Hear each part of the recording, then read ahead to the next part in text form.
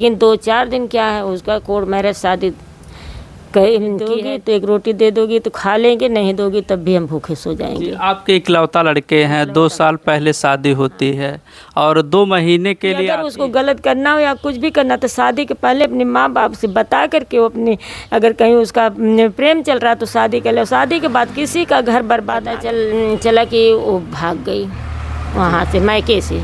अच्छा, मायके से ही चली गई हो? मायके से इसको लेकर, अपना सुभाष यादव को लेकर। दोस्तों नमस्कार, अभी हम आजमगढ़ में हैं। एक घटना हुई है जो 2 साल पहले शादी होती है, इनकी पतोह किसी के साथ फरार हो जाती हैं। उनके हम निजी मकान पर आए हुए हैं और दादी जी बहुत परेशान हैं, इनके लड़के भी बहुत परेशान हैं।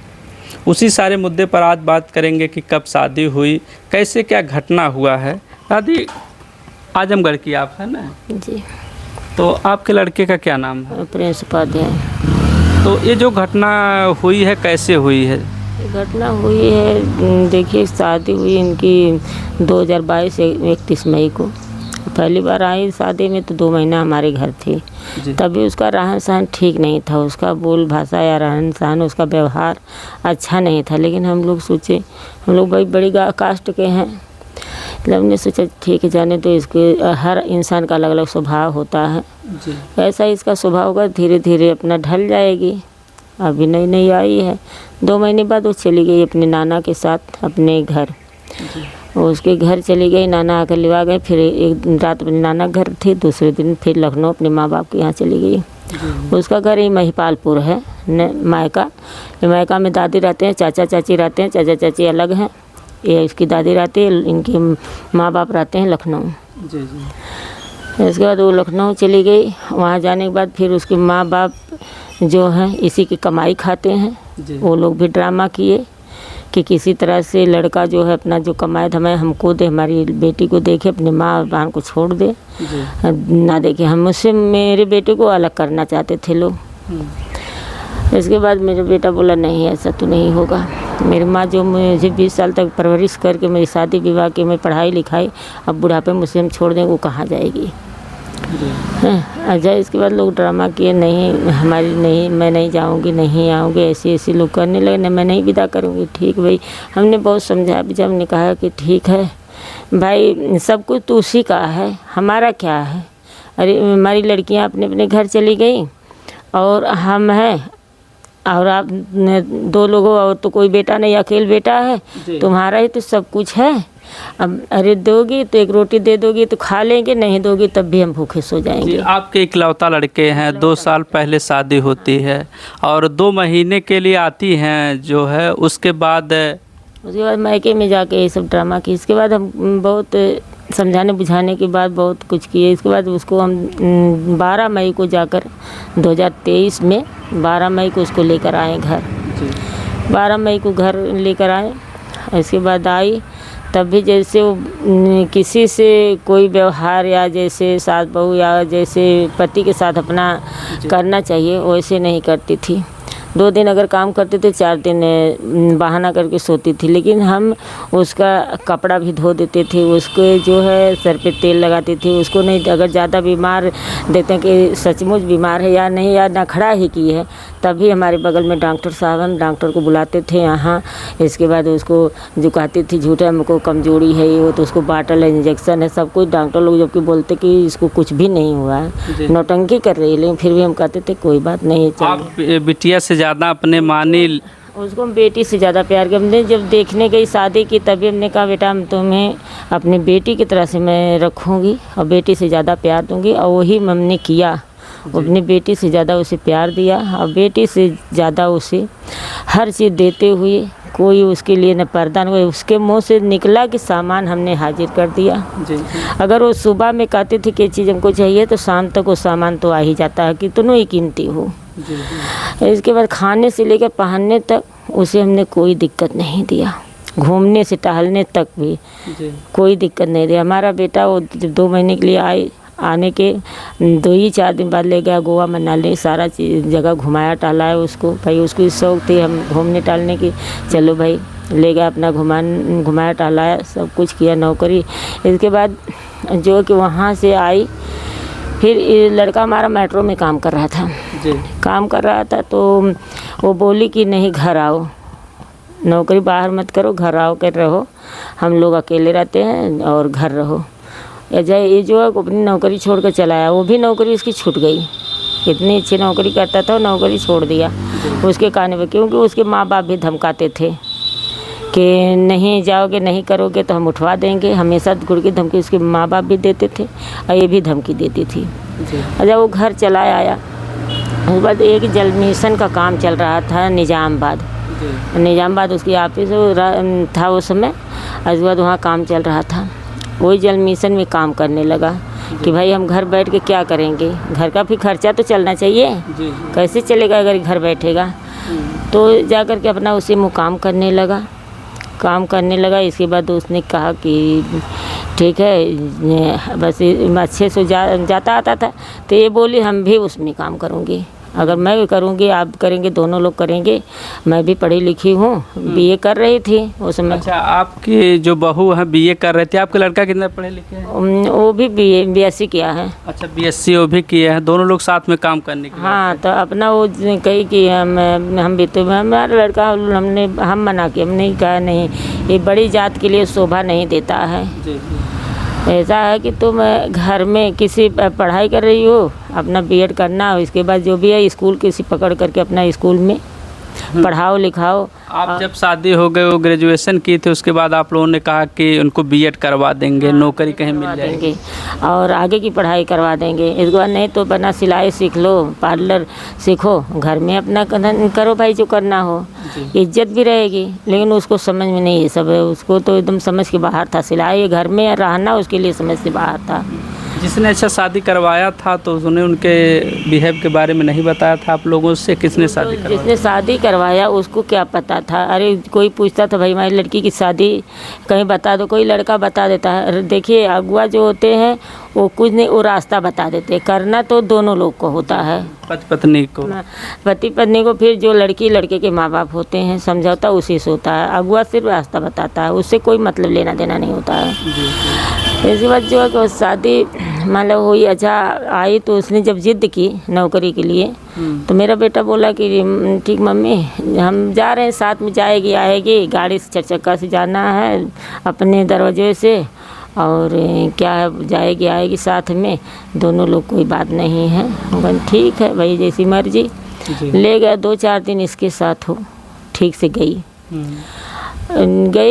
तीसरे चौथे दिन ये क्या कि इसकी गाड़ी वहाँ बात करके इसकी गाड़ी अलग करा दी, अपने अलग उसके साथ उसकी गाड़ी में जाने लगी, जिसके साथ वो गई थी जो सुभाष यादव उर्फ जग्गू उसका नाम था, जग्गू बुलाते हैं लोग। तो सुभाष यादव भी उसी कंपनी में काम करते थे? काम नहीं करता तो ड्राइवर था, उसकी गाड़ी लगी थी उसमें, प्राइवेट गाड़ी थी। हाँ वो ड्राइवर था जी। तो ड्राइवर था उसमें गाड़ी लगी थी, उससे उसके साथ वो लगी होटलबाजी करने। होटलबाजी कर रही थी उसके साथ, गांव घूमना, भाई गांव में तो जाना ही था, घर में जाकर स्वच्छता के बारे में बताना था, लेकिन अपना कहाँ जाती थी अपना होटलबाजी। हमारा लड़का आता था 5 बजे, वो आती थी कभी 8 बजे कभी 9 बजे। भाई हम लोग पूछताछ जरूर करेंगे इसके लिए। क्या उनकी उम्र अच्छा कितनी रह गई यादव जो है? उसकी उम्र लमसम 50 साल होगा, इससे कम तो नहीं होगा। 50 साल तो शादी भी हुई होगी, उनके बच्चे भी हैं? उसके पास बीबी है, उसके 4 बच्चे हैं, 3 बेटियां 1 बेटा है। उसकी बेटी खुद शादी योग्य है, बड़ी है। जिस उम्र में अपनी बेटी की शादी करना चाहिए उस उम्र में दूसरे की पत्नी का अपहरण करके जाकर अपनी खुद कोर्ट मैरिज शादी किया, वो भी बिना तलाक का। जी, अपने पत्नी से तलाक भी नहीं किए, उसके बाद भी नहीं, और जो मेरे बेटे से इस लड़की से भी तलाक नहीं हुआ, सपना से। जब वो आई, जब वहाँ से उससे अपना करने लगी पूछताछ, ये अफवाह यहाँ उड़ने लगा कि ये तो ड्राइवर के साथ होटलबाजी करती है, ड्राइवर उसको अपने हाथ से हम देखे खाना खिला रहा था। ये सब हम तमाम तरह, जब हमारे खाने आवाज़ आई तो हमने कहा कि देखो बेटा जाने दो, कल से तुम नौकरी नहीं जाओगी, कल से ड्यूटी मत जाना, हमारा बेटा कमा रहा है ना, अगर तुम्हें किसी चीज़ की दिक्कत हो, परेशानी हो या कमी बेसी हो, उसको हमें बताओ, खाने से पहनने तक तुम्हारी व्यवस्था में अगर कोई कमी हम कर रहे थे उसको बताओ।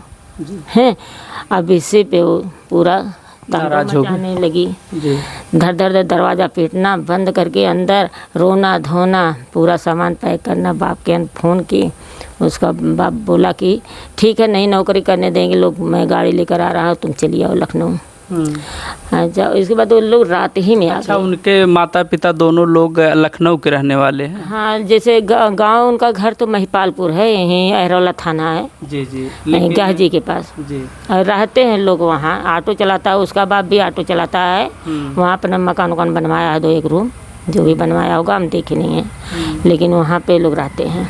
लेकिन जिसके साथ गई हैं वो 50 साल के यादव हैं, उसके बाद दोनों लोग साथ में होटलबाजी करते हैं। और कितने तारीख को ये घटना घटित हुई कि कब आप लोगों को पता चला कि वो चली गई दोनों तो साथ? यहाँ से जब उसकी मम्मी पापा आ गए, हम बता रहे हैं शुरू से खुद ही। इसके बाद उसके मम्मी पापा रात में 10 लोग को लेकर 2 गाड़ी आए। इसके बाद बुलाए तो हम निकले, गए ठीक है ऐसा भैया आप लोग आ गए तो बैठिए आराम से बात किया जाए। तो उसका बाप बोला हाथ झटक कर मैं नहीं जाऊंगा वहाँ बात करने, और मैं यहीं रोड पे ही बात करूंगा ताकि 4 लोग और सुने। हमने कहा कोई बात नहीं, 4 लोग नहीं 10 लोग हमें भी जानते हैं, हम भी यहीं के रहने वाले हैं ना, हमें भी जानते हैं। आपकी बेटी आई उसको भी सारे लोग जान रहे हैं और आपको भी जान रहे हैं लोग, क्योंकि शादी में भी ड्रामा आप लोग किए थे, शादी से लेकर आज तक हमें हर वक्त तंग किए थे, हमेशा परेशान किए थे। तो सारे लोग जितने बाराती भी गए थे वो भी लोग आपके स्वभाव से वाकिफ हैं। इसके बाद जो है कि वो लोग अच्छा जब देखे कि झपट कर मेरे बेटे को मारने जा रहे थे और उनके साथ के जो लोग आए हुए थे धमकी दे रहे थे, मैंने भैया हमने क्या किया, बस 100 नंबर पर फ़ोन की, पुलिस बुलवाई, भैया अभी मार करके कुछ करके चले जाएंगे तो हम लोग क्या करेंगे। अच्छा पुलिस आई, इसके बाद बोली कि इतनी रात को क्यों भीड़ लगाए हो यहाँ। तो बोला मैं अपनी बेटी लेने आया हूँ। तो कहा बेटी लेने आए इतनी रात को, और आए हो बेटी लेने तो जाओ लेकर, भीड़ क्यों बचाए हो। अच्छा वो कहा कर चली गई पुलिस। जब चली गई इसके बाद पुलिस देखने वाले लोग शांत हो गए, फिर बात की ऐसे, बस इसी बात पुलिस चली गई। जब चली गई उसके बाद वो लोग फिर तांडव मचा कर जितना सर सामान था सब अपना ले करके, यहाँ तक हमारी छोटी लड़की थी तब उसकी शादी नहीं थी, शादी उसकी की है इस 14 फरवरी को उसकी शादी तय थी। इसके बाद हम लोगों का भी जेवर था, उसका सामान था 1,20,000 रुपया उसके अलमारी में रखे थे, उसका अपना सारा जेवर गहना सब सामान ले करके चली। अच्छा जितना वो सामान आप लोगों को दी थी सब सामान लेकर के चली, क्या क्या दिए थे उन्होंने? उन्होंने आप लोगों क्या क्या दिया था? जितनी सामान थी सब लेकर के चली गई ना? हाँ, अब जो भी सामान था देखिए 60 कार्ड में सारा सामान अपना लेकर के वो चली गई। जी। अब हम नाम तो नहीं इतना जुड़ाएंगे इतना लंबा जी। तो अपना सब जो भी उससे ले लिया, 2 गाड़ी आए थे, लोग आए थे जो इतना उन लोगों ने रात में ही लेकर के चले गए? अरे रात होते होते सुबह हो गई भाई, रात से बात करते गए तो वो लोग आए 3 बजे तक आए, लोग 2:30-3 बजे आए। इसके बाद सुबह हो गई, सारे लोग इकट्ठा हो गए, हमारे गाँव के 2-4 गाँव के आदमी इकट्ठे हो गए। इसके बाद वो अपना चली गई। जब लेकर चले गए ससा हम नहीं बोले, हम कहीं ले जाने दो, लेकिन हमें ये विश्वास नहीं था कि वो नहीं आएगी। हमने कहा ले जा रही है, आएगी तो फिर अपना लेकर आएगी, हमें क्या उसी को रहना, उसी को लेना देना, चाहे अपना मैके लेकर चली जाए, लुटा दे या यहाँ रख दे। हमें तो ये तो अनुभव नहीं था कि ये नहीं आएगी, ऐसा गद्दारी करेगी।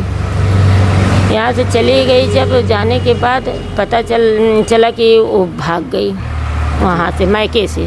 अच्छा मायके से ही चली गई हो? मायके से इसको लेकर अपना सुभाष यादव को लेकर फरार हो गई। यहाँ सब अफवाह था इस बात का। और उसके मायके वाले जब फ़ोन हम करवा के किसी से पूछवाते थे तो उसका बाप बोलता था मेरी बेटी ट्रेनिंग कर रही है, मेरी बेटी कभी कहता ट्यूशन गई है, कभी बोलता कि ड्यूटी गई है। अच्छा बात नहीं वो करवाते थे उनके पिता? नहीं, और जब बोला जाता ठीक सपना से बात कराओ, अभी नहीं आई है, रात को आएगी, हे भाई अभी नहीं आई है, इसे कह करके टालता जाता था। हर बात अच्छा पता चला कि अच्छा दिसंबर में भागी, कब भागी, इसके बाद ये जो है फरवरी में भंवरनाथ में अपना कोर्ट मैरिज शादी कर ली, भंवरनाथ मंदिर में। तब भी हमको पता नहीं था, लेकिन अफवाह 2-4 गांव में था इस बात का, इस चर्चा चल रहा था। सिर्फ हमें कानो कान पता नहीं था, हमें नहीं पता था, बाकी सारे लोग हमारे टोला मोहल्ला, हमारे जितने भी अगल बगल गाँव हैं सारे लोग जान रहे थे इस बात को। हमको पता चला 23 मई को शाम को। 23 मई को आपको जानकारी? हाँ, हमको जानकारी हुई इस बात को शाम को, जो है पता चला इस बात को। जब शाम को हमें पता चला हमने कहा नहीं ऐसा नहीं होगा, तो लेकिन हमको जैसे 60 लग गया थोड़ा सा धक्का लगा हमें। जी, आप जिसको बेटी की तरह मानती थी वो इस तरह से पूरा हमको शॉट लगा। और इसके बाद हम 24 को गए ताबरपुर थाने पे एक प्रार्थना पत्र लिखकर मैं दे दी कि भाई, तब हमको ये नहीं पूरा स्पष्ट में नहीं थी, लेकिन फिर भी हमने एक शक द्वारा मैंने दे दिया कि स्पष्ट तो नहीं है सर, लेकिन यही बात अफवाह है हैं। अच्छा, उसको हम लिख कर दे दिए और हमारे तो टेंशन, हमको तो तुरंत ही हम चारपाई पकड़े, हमारी जो है कि हालत ख़राब हो गई। तो इसके बाद कोई फ़ोन करके हमने सबको मना किया कि मेरे बेटे से मत बताना, क्योंकि वहाँ अकेला है, दिल का छोटा है, उसको कहीं कुछ हो न जाओ, उसको कोई बताइएगा मत, हम आराम से घर बुलवाएंगे तो बताएंगे। लेकिन कोई अपन भैया जब इधर उधर अफवाह है, कोई बता दिया, उसको बताया, वहाँ से चल दिया, ड्यूटी में था उस समय। इसके बाद ये क्या BSF बोलता है ना, एक ड्यूटी होती है होमगार्ड की तरह से है, वैसे होमगार्ड की ड्यूटी वो ड्यूटी करता था। इलाहाबाद में उसकी हालत ख़राब हो गई। वहाँ से एम्बुलेंस बुलवाया गया, वहाँ से हो गया हॉस्पिटल में इंजेक्शन लगा, सुई दवा हुई, किसी तरह से बेचारा घर आया। आधी शरीर नहीं, हमारा लड़का जैसे बुलंद शरीर थी, उसकी आधी शरीर नहीं है इस समय। आया, बहुत बीमार पड़ा, अपना इसको भी इंजेक्शन दवा सुई करवाए, बहुत समझाए, लेकिन फिर मामला क्या हुआ। इसके बाद वो क्या कि हम लोग एकदम बिल्कुल शांत हो गए। ठीक है, जाने दो, उसकी मर्जी गई, जाने दो, बस बिना तलाक के शादी कर लिया। और बस वो क्या की है, हम लोगों के नाम से जाकर SP ऑफिस दरखास्त दे दी कि हमको दहेज प्रथा और पीड़ित में क्या क्या भाई होता है, हमको तो ये सब मामला में बहुत जानकारी। आप लोगों को फंसाया गया दहेज के मामले में कि लोग प्रताड़ित हमें करते थे। हाँ, वो झूठी जाकर वहाँ पे केस लगाई कि इसी बहाने हमको पैसा और सामान हमको, अरे भाई कितना बार, एक बार तो ले गए, फिर हम कितना बार देंगे तुमको। इसके बाद जो है कि अपना ये सोची कि हम अब भाग गए, हम इसे ले करके अपना यहाँ ऐसो आराम करेंगे। वहाँ जाके लगाई। अच्छा, हमने सारी बात बताए वहाँ पे। जब हमने गया 16 जून को, एक बात है, के बाद हमने सारी बात बताई, तब कि इसका गलत FIR चल रहा था। बोले SP साहब कि तुम रहती कहाँ पे? मैं कहा ससुराल। तो कहीं हम यहीं आजमगढ़ रहते हैं अपने फ्रेंडशिप के साथ। कहने फ्रेंडशिप के साथ क्या रिलेशन है तुम्हारा? तो ऐसे ही रहते हैं। तो हमने कहा उससे इसका FIR चलता है। तो जब वहाँ के साहब बोले ठीक, हम DNA जांच करवा देते हैं, तो डर गई, डर से बस बता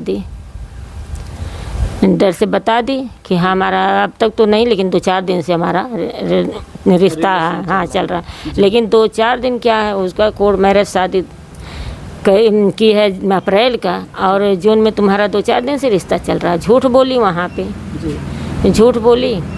फिर वहाँ झूठ बोलने के बाद अच्छा, फिर अपना वहाँ से सर बोले ठीक है आप लोग जाइए, आप लोग समझिए। हमारी लड़कियों को भी लिखा दिए थे, लड़कियाँ भी गई थी सर ने, तो साहब बोले ठीक है अब लड़कियाँ नहीं आएगी, आप अपने लड़कियों को लेकर 30 तारीख को आना। 30 को फिर तारीख पड़ा। फिर हम और लड़के हमारे गए तो वो नहीं आई जी। रो करके एक दिन पहले ही फ़ोन कर दी कि हमारी तबीयत ख़राब है, मैं नहीं आ पाऊँगी, नहीं आई। अब फिर देखिए ये 28 तारीख को फिर तारीख पड़ा है, अब देखिए क्या होता है। अच्छा, जब कोर्ट बुलाता तो कोर्ट में नहीं जाती, सिर्फ एक बार गई थी? एक बार गई थी और मैं हमेशा जाती हूँ। आप हमेशा जाते हैं, लेकिन वो नहीं आती हैं। अब देखिए वो 28 के आती है कि नहीं आती है। हाँ, तो अब आपकी प्लानिंग? SP साहब को ये फाइल बंद कर देना चाहिए, क्योंकि उन्हें भी पता, गलत और सही का पता चल गया है। मैं हमारा यही गुजारिश है, यही रिक्वेस्ट है, अनुरोध है, करवैध निवेदन है कि अब इस फाइल को बंद कर देना चाहिए। अब हमें परेशान ना करें तो बहुत अच्छी बात है। हाँ, इसमें अगर हम गलत बोल रहे हैं तब भी आप लोग बताइएगा, लेकिन अब हमें परेशान ना करें तो अच्छी बात है। बार बार वहाँ बुलाने से कोई मतलब नहीं है। देखिए माता जी हैं, इनकी पतोह 2 साल पहले शादी होती है, उसके बाद किसी यादव के साथ फरार हो जाती हैं और इनको दहेज उत्पीड़न में इन्हें बार बार परेशान किया जाता है। माता जी की बुजुर्ग अवस्था ये हमेशा जाती हैं ज़िले पर, लेकिन इनकी पतोह नहीं आती हैं। एक बार आती हैं किसी कारण से, वो बताती हैं सारी बात, लेकिन उसके बाद जब बुलाया जा रहा है तो नहीं आती। ये पूरा परेशान हो गई हैं और सबसे विनती कर रही हैं कि अब उसको क्लोज ही कर दिया जाए। तो अब दादी अब क्या करेंगे? अब तो आप अपने लड़के की शादी तो कहीं ना कहीं करेंगी ना? बाबू शादी तो करेंगे, लेकिन अभी ये जो है कि अब यहाँ से तलाक हो जाए उससे जी। और वो अपना इसका ले करके स्टैम्प पेपर अपना तलाक दे दे, वो अपनी ज़िंदगी जाकर जहाँ उसकी खुशी अपना जा जिए, हमें कोई दबाव नहीं है। जी जी। ये कि नहीं है कि हमें दबाव है कि भाई क्यों कर ली। ठीक, हमारे लड़के के साथ तो बहुत बड़ा धोखा की, मेरे बेटे के साथ तो बहुत बड़ा धोखा की, लेकिन वही तलाक ना नहीं दे करके वो कोर्ट मैरिज शादी की, ये तो बहुत बड़ा अपराध की है। गुनहगार वो है, उन लोगों को तो सज़ा होना चाहिए, जेल के सलाखों में रहना चाहिए, लेकिन ऐसा कुछ नहीं हुआ उसके साथ। लेकिन मेरा बेटे का हालत दिन प्रतिदिन उसकी हालत बिगड़ती जा रही है, इसको लेकर के टेंशन में वो परेशान है। लेकिन हम यही चाह रहे हैं कि उसका जो भी है प्रशासन से या सरकार द्वारा या किसी से उसका हमारा एकदम रास्ता साफ होना चाहिए। और यदि हमारे लड़के या हमारे परिवार पे कोई भी खरोच आया, कोई भी नुकसान हुआ, उसका दोष भागी सपना और सुभाष यादव होंगे, उनके फैमिली वाले होंगे, क्योंकि ये लोग हमेशा धमकाते घुड़काते हैं। और उनके माता पिता जो आपके पतोह, उनके माता पिता से बात होती कि नहीं होती? नहीं, हमसे नहीं बात होती। हम क्यों बात करें उन लोगों से? वो लोग, वही लोग तो हमारा घर बर्बाद किए, क्योंकि वो लोग खुद अच्छे नहीं हैं। जी। आज वो भी लोग अच्छे होते, अच्छे संस्कारिक होते, अच्छा अपनी बेटी को संस्कार दिए होते, या उसका गलत सही देखे सुने होते कान से, उसका कोई निर्णय लिए होते, तब भी हम मानते कि उसकी माँ बाप की गलती नहीं है। लेकिन कभी कहने पर भी अपनी बेटी की गलती नहीं ली है। सारी गलती हम लोगों को हमेशा गलत ठहराते गए। हम लोग हमेशा चुपचाप गुनाह को सहते गए। क्यों इतना घर में जो भी कुछ करती थी, हमने यही सोचती थी कि हमारे अड़ोस पड़ोस ना जाने, हमारे अड़ोस पड़ोस ना जाने। हम इज्जत दबा करके अपनी रखती थी कि हमारी इज्जत मान सम्मान है। हम इतना दिन अपनी इज्जत को बचाए थे, लेकिन हमारी सारी इज्जत उसने मिट्टी में मिला कर रख दी। मेरा मुंह दिखाना पतन हो गया है। मैं मेरी आंसू नहीं, मेरी आंखों से खून निकलता, हमेशा आंसू। मैं रोती हूँ, मेरे जान लीजिए खून चूता है मेरी आंखें से। मैं बहुत परेशान, मैं इज्जत के लिए मर गई मैं, लेकिन हमारी इज्जत उसने उछाल दी, हमारी मिट्टी में मिला दी, मेरी बेटे की ज़िंदगी बर्बाद कर दी। इसलिए उन लोगों को तो सज़ा मिलना चाहिए। अब इस समय जो है कि वो कहाँ घर पर भी नहीं रहती, क्योंकि आपने बताया कि 3-4 उसके बच्चे भी हैं जिसके साथ हो गई हैं। हाँ, वो आजमगढ़ तो रहती है ना। अच्छा, आप हाँ, आजमगढ़ दोनों लोग? वो दोनों अपना घर छोड़ करके अपना आजमगढ़ रहता है उसको लेकर। अब कहाँ रहता है, किस जगह, ये तो मुझे मुकाम नहीं पता है, लेकिन आजमगढ़ रहता है। आजमगढ़। हाँ। तो आप लोगों को भी अब तो धमकियां भी मिलती होंगी कि इधर उधर से डराए भी लोग तो होंगे कि आपके पतोह ने ऐसा किया, कुछ कहेंगे तो? कुछ ऐसा कुछ बात हुई किसी से? किससे?